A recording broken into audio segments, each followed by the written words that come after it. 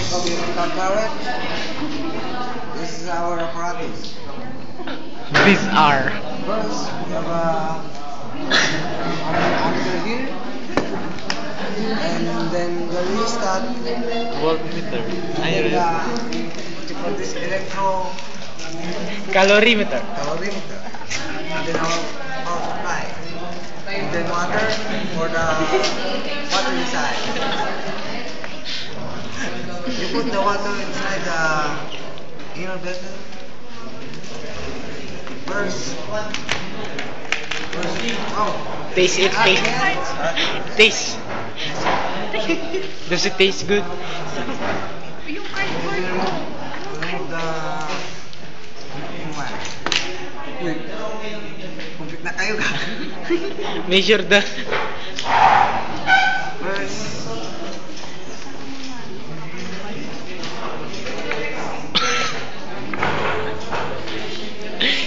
stop na.